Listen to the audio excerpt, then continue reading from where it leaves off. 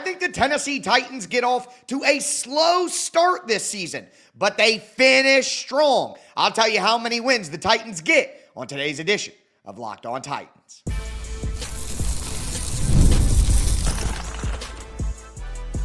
You are Locked On Titans, your daily Tennessee Titans podcast, part of the Locked On Podcast Network, your team every day.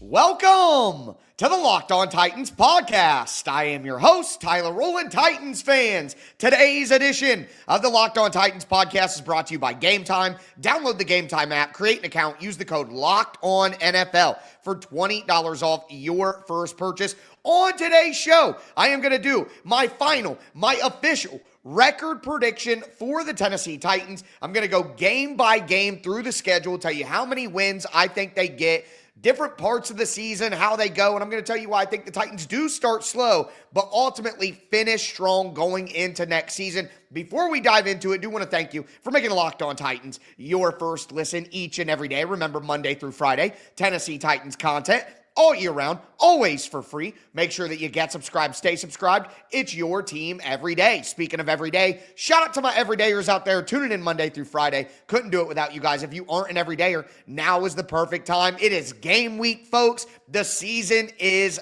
back. I'm going to have you covered with some more predictions the rest of this week. How many yards is Cam Ward going to throw for? Is he going to win Rookie of the Year? We're going to discuss all of that. Also, going to have crossover Thursday, getting you guys ready for the big-time matchup, a game preview on Friday. I'll be live after the game. Tennessee Titans football is back, and if you want to have the most fun you could possibly have this season, you need to stay locked in right here with me on Locked On Titans. But with all that being said, again, I think the Tennessee Titans get out to a rough start this year, but I ultimately think they do finish strong. Now, this may not sound great, and I understand that, but I have the Tennessee Titans winning 5 games this season. I have the Titans going 5-12. And again, I know that when you hear that, that does not sound great. And make no mistake about it, it's not a great season. But I think the Titans can win 5 games and just barely show enough progress to get us going back in the right direction and then set up for a really, really good and competitive 2026 and 2027. I think that's what we have to expect here is incremental improvements from the Tennessee Titans. And again, this is a very, very young football team with a rookie starting quarterback, with a head coach who is a younger head coach in the NFL who is only going into his second season and still has a lot to learn. There's so much about this football program right now that's brand new to each other that I think the Titans start slow, but then they gel together mid-season and they have a great finish to the year. And I think I continue to point to the Carolina Panthers from last year, who ended up with the number 8 pick. I think they went 5-12 as well. Might have been 6-11. But either way, the Panthers were terrible early on. New head coach, young quarterback. Things weren't going great. Now, of course, they benched Bryce Young. I don't want that to happen with Cam Ward, of course. There's no Andy Daltons on this team. But they found their stride at the end of the year. They built positive momentum going forward. Dave Canales feels strong. People are more excited about Bryce Young. The Panthers are going in the right direction the way that they played at the end of the year. They really battled with the Eagles and the Chiefs and all that, and I think the Titans can replicate that. So that is the most optimistic view of the season, is that the Titans finish strong. Now, if the season doesn't go the way that I think that it might go here and they finish 5-12, I think there's a good chance that Brian Callahan is fired. But if he can survive the rough early start and keep the team bought in and keep the guys listening to his message, and then they finish strong and they all start to kind of believe in themselves as a young group going forward, I think that could still be a very successful and a very fun season for all of us. But it starts out with a loss to Denver. And I got to tell you guys, spoiler alert, for the end of the week when I do my game prediction, I do not think the Titans are going to be very close with Denver. I don't think it's going to be a super high-scoring game, but I just think Denver is a significantly better football team with a significantly better coach, with significantly better continuity, the total opposite of the Tennessee Titans. So I think Denver is a loss week 1. Now, I want you guys to play along with me. Let me know your record predictions for the Titans, how many wins you think they're going to have this year. You can go game by game with me on social media at Tic Tac Titans, at Locked On Titans anywhere, or of course in the comments if you're watching on YouTube. But then you go to week 2, and you got to play the Los Angeles Rams. And again, what a very, very, very difficult first 2 weeks of the season. You play Denver, you got to go across the country. You got to play in elevation in a place that historically in the opening month of the season is one of the most difficult places to play in the NFL because of the elevation and what it does on your body. And you add in the Broncos stuff that we talked about earlier, that's tough. And then you come home and you play the Rams. I think the Rams, if Matthew Stafford is healthy, which right now it appears he's going to be good to go for week 1, but I think the Rams are one of like the top 6 or 8 teams in the entire NFL when Matthew Stafford is healthy and rolling. Like they're super, super talented across the board. And I think even coming home and playing a home game to go all the way to Denver and play a physical Denver team that led the NFL in sacks last year and then come home and have to play a physical Rams team that was one of the best teams in the NFL last year, that's just a difficult start, man. So I'm going to have the Titans losing both of those games. But week 3 is a must win against the Indianapolis Colts, and I think the Titans do win that game. I think the Colts are the worst team in the division this year. They're going to go 5-12 or 4-13, in my opinion. The roster isn't quite as bad as the Titans, but the quarterback play I think is going to be worse. And I don't think that, Shane Steichen is some incredible coach. I don't think he's bad, but I don't think he's good enough to flip Daniel Jones into a playoff guy again. I just don't see that happening. So I think the Titans win at home against Indianapolis. So they're 1-2 after 3 weeks. I'll be honest with you, that wouldn't be all that bad. But I think the next stretch of games is where things get really, really difficult for the Titans. So now you got a 3-game roadie. You go at the Houston Texans, at the Arizona Cardinals, at the Las Vegas Raiders. Now, I know Houston isn't significantly west of Nashville, but that's 3 straight games where you got to go west, And, yeah, 1 game to Houston isn't that bad, but now it's followed up with at Arizona, at Vegas, and Brian Callahan already said that they're not going to stay out west on this trip. They're going to come home. So, Houston, back. Arizona, back. Vegas, back. That is so much stress on your body. That is so much travel for the Titans. And Arizona was a very competitive fighting for the playoff team last year. I think that Vegas is going to be significantly improved under Pete Carroll, a real NFL head coach, and Geno Smith, a real NFL quarterback. I think they're going to be a significantly improved team. I think the Titans lose all 3 of those games. They lose at Houston, they lose at Arizona, they lose at Vegas. Now, I think that if I did different variations of this prediction, I would have the Titans, my initial record prediction was like 7-10, I believe. I had the Titans winning 1 of those 2 Arizona-Vegas games. Like, if the Titans want to keep their season on track, they have to come home from the West Coast back-to-back of Arizona and Vegas. They have to come home with a win in one of those games. But I'll be honest with you, I just don't think they get it. I just don't think that they do. So we're 6 weeks into the season, and unfortunately, I have the Titans at 1-5 right now. And I'll be honest with you, it takes a couple more weeks before things start getting better.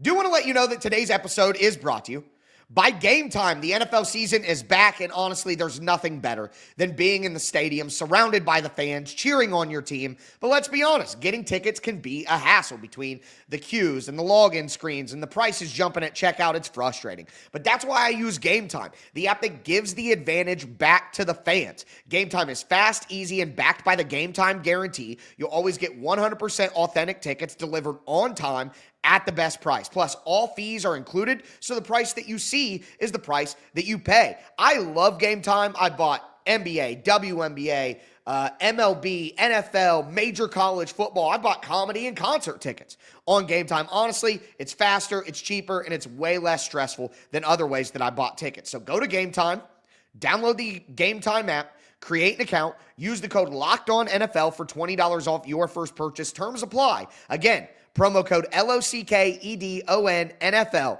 for $20 off. Swipe, tap, ticket, go. Download Game Time today. Today's episode is also brought to you by FanDuel Sportsbook.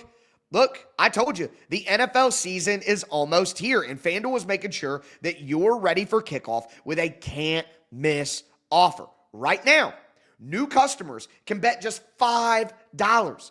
And if your bet wins, you'll get $300 in bonus bets to use across the app. Again, new customers can bet just $5. And if your bet wins, you'll get $300 in bonus bets to use across the app. I love FanDuel. My favorite sportsbook app. It's beautiful to use. It's I love tracking the same game parlays. It looks awesome. Like the app is just super user friendly and quick, easy payouts. Can't beat that. So make sure that you download the FanDuel app right now by visiting FanDuel.com to get started. That's FanDuel.com to place your first $5 bet.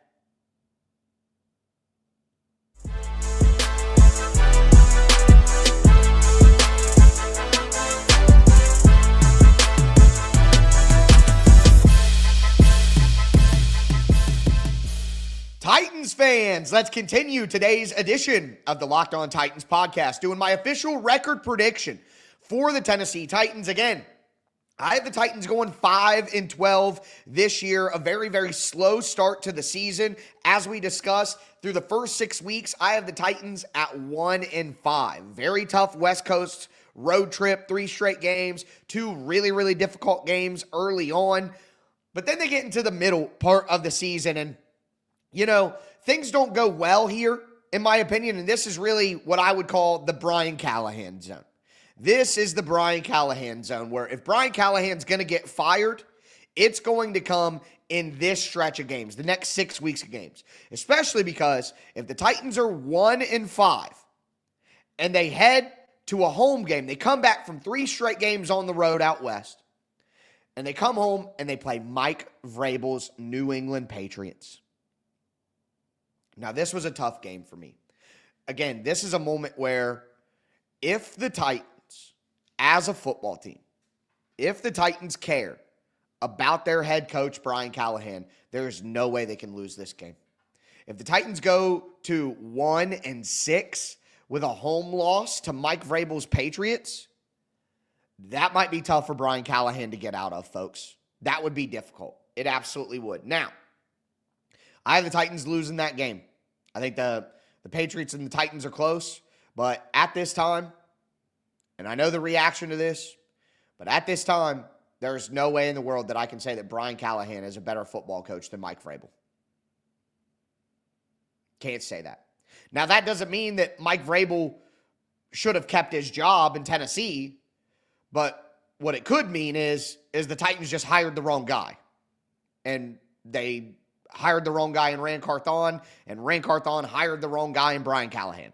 That's what I mean when I say that. Not that I wish Mike Vrabel was still the coach. Because I know that, we all think about the good old days when the Titans were a better football team and they were winning, and Mike Vrabel was the coach. So, of course, you're going to say, wish Mike Vrabel was back. He certainly looks like a better coach than Brian Callahan right now. But not to relitigate the situation, but if you were really locked in and paying attention, you saw the struggles the Titans constantly had on offense, 27th in points or less, 3 out of the 6 years Mike Vrabel was here.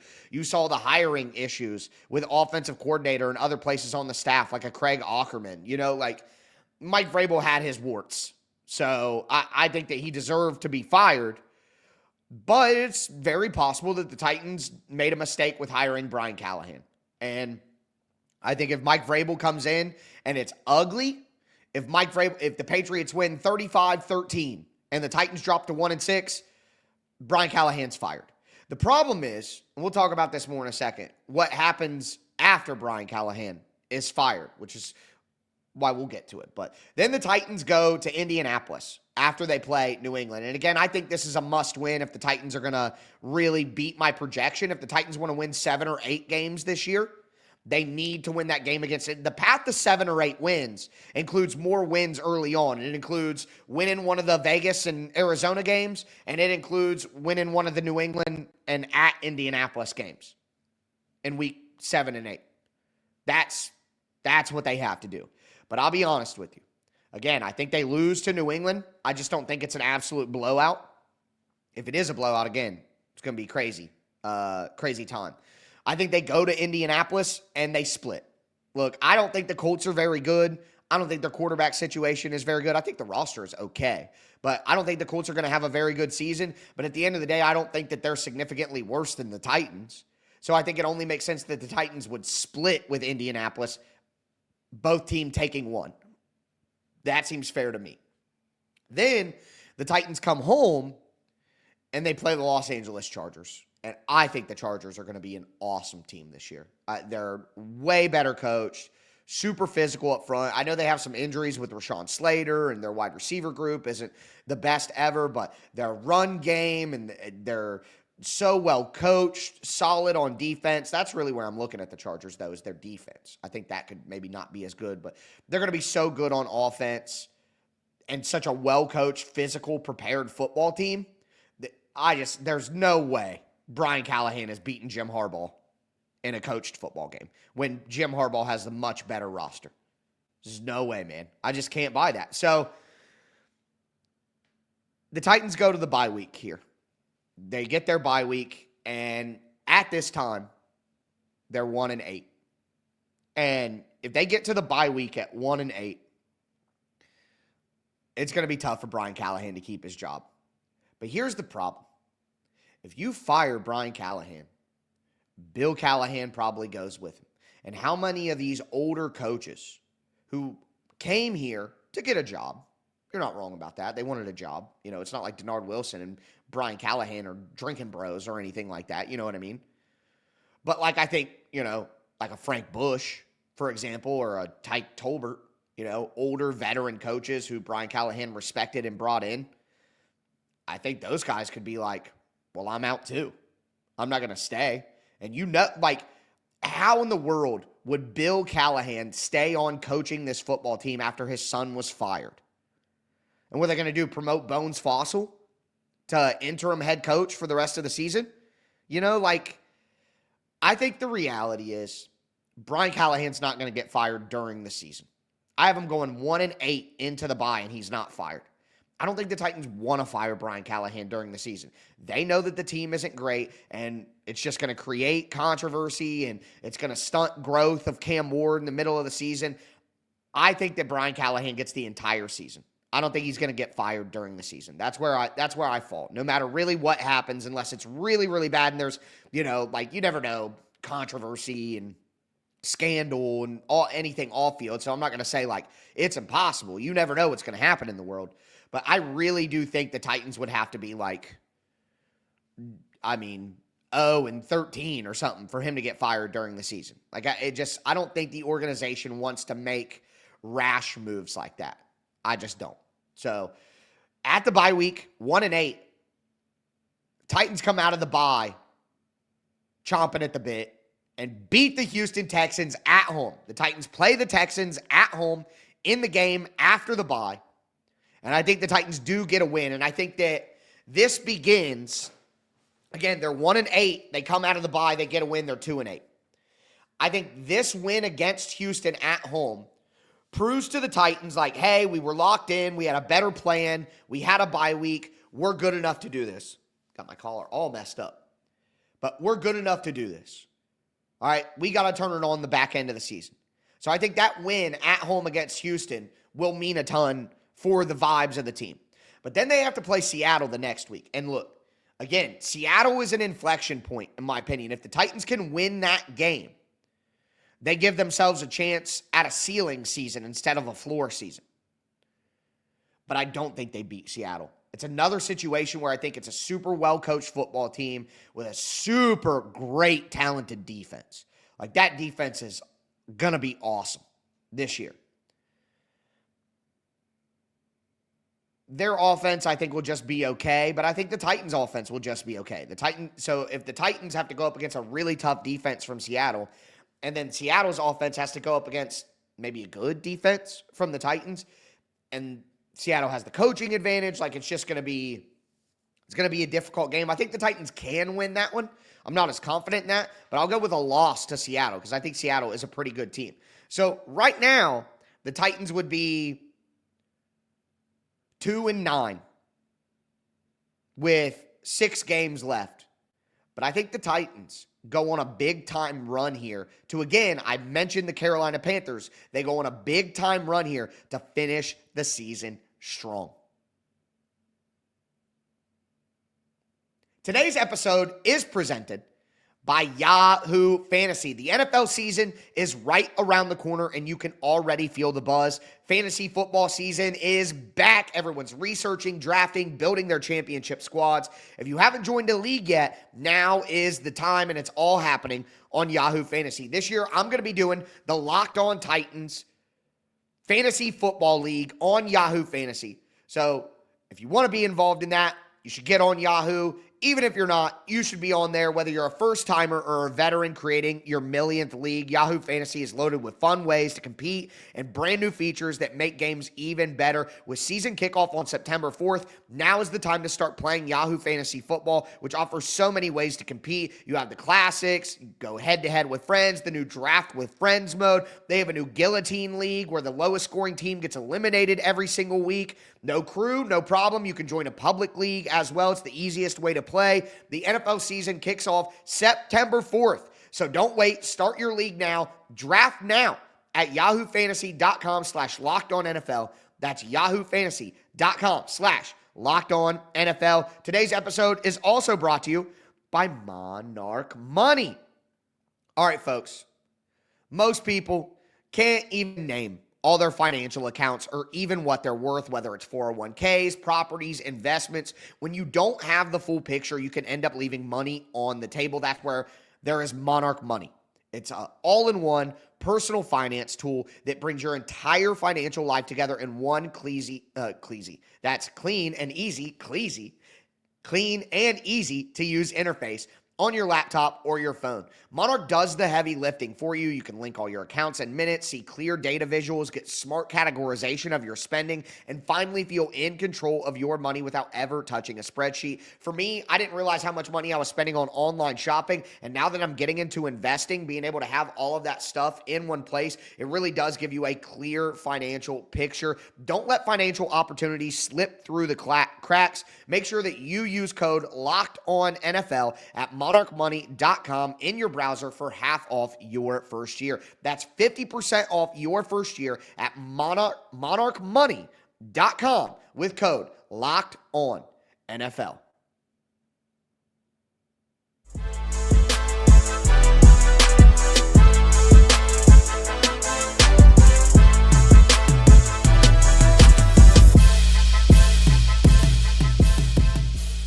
Titans fans, let's cap off today's edition of the Locked On Titans podcast, doing my official and final record prediction for the Tennessee Titans. We're going game by game through the schedule. Right now, we are at 2-9.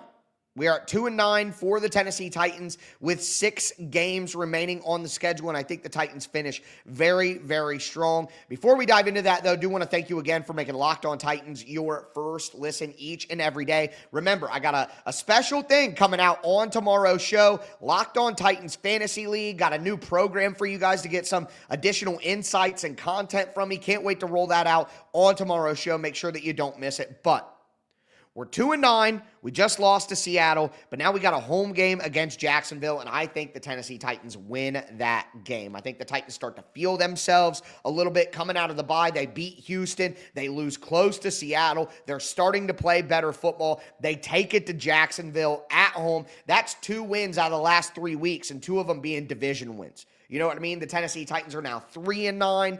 It's not great, it's not good, but they're telling themselves, hey, maybe we go on a little bit of a run here, okay? And then they get to go to the Cleveland Browns. And I am begging the NFL, I'm begging the Browns, please let that be Cam versus Shador. Please. We need it. We need it. That's a great storyline. That's what the world needs. Let's hope. But I don't care whether it's Joe Flacco, whether it's Shador Sanders, whether it's Dylan Gabriel, whether it's who do they just sign recently, bring on another quarterback after they got rid of Tyler Huntley and they let him go. Blah, blah, blah. They bring in another quarterback. And I don't care. Jesus could play quarterback for the Cleveland Browns that day. I am taking the Tennessee Titans. The Titans are beating the Browns in Cleveland. One of the most fun Titans games I ever went to was the beatdown in Cleveland where Marcus and Derek put 45 on their head tops. I think that was the first game of 2019. as a matter of fact. But I think the Titans go in there and roll the Browns. I think the Titans start feeling it. And it's like, oh, what are the Titans doing right now? They were terrible. We thought Brian Callahan should have been fired. Now they're turning things around. The Titans win 3 out of 4. They're 4-9. 3 out of 4 and 4-9 right there out of the bye week. They win 3 of 4 games out of the bye. And we start to see it. We start to see it come together. We start to see the vision. Now, they have some tough games in a row after that. So they're, what is it at this point? 4-9. And then they got to go to San Francisco. That's tough, man.